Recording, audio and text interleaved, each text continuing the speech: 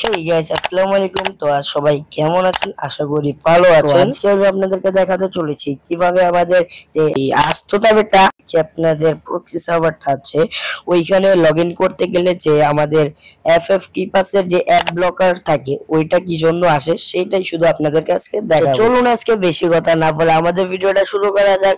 তো তার আগে সবাই চ্যানেলটিকে সাবস্ক্রাইব করে ভিডিওটিতে লাইক করে দিন। তো আমরা মোবাইল স্ক্রিনে এসে যে কোনো একটি ব্রাউজার ওপেন করে আনলক বিটা সার্ভার লিখবো।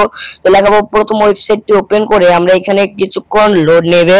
তো লোডটা যখন আমাদের প্রায় হয়ে যাবে, দেখো আমি দেখাই এখানে কিছুক্ষণ ঘুরবে।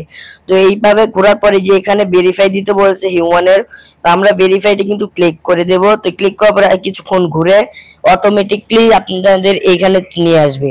তো এখানে নিয়ে আসার পর আমাদের কিছুক্ষণ দিবে, তারপরে এই যে এরকম অ্যাড ব্লকার। তো এই অ্যাড ব্লকারের জন্য আমরা সর্বপ্রথম মোবাইলের দুটি অপশনে করব। সর্বপ্রথমটি আপনার ওয়াইফাইটি বন্ধ করে নেবেন। তার ওয়াইফাই বন্ধ না করলেও চলবে, যদি আপনি কোনো হটস্পট চালান হটস্পটটি বন্ধ করে নিতে হবে। তো এখান থেকে আমাদের সরাসরি মানে বলি এই যে অ্যাড ব্লকার এটা কিন্তু ডিটেক্ট করে ফেলছে আমাদেরকে। তো এখন আমি এই অ্যাড ব্লকারটা ছুটিয়ে দেখাবো। তো আমাদের সর্বপ্রথম ফোনের সেটিং এ চলে যেতে হবে।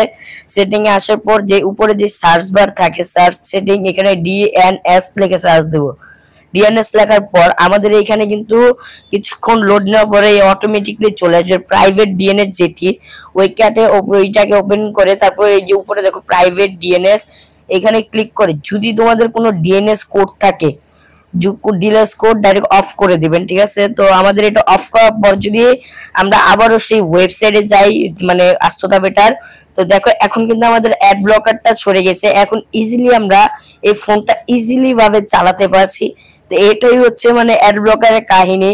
তো তোমার যে কোনো কিছুতে অ্যাড ব্লকার চলে আসে তার জন্য। তো আজকের ভিডিওটা এই পর্যন্তই। তো পরবর্তী ভিডিও পাওয়ার জন্য সবাই চ্যানেলটিকে সাবস্ক্রাইব করে ভিডিওটিতে লাইক করে দাও, যাতে আমি পরবর্তী ভিডিও বানাতে মোটিভেট হই।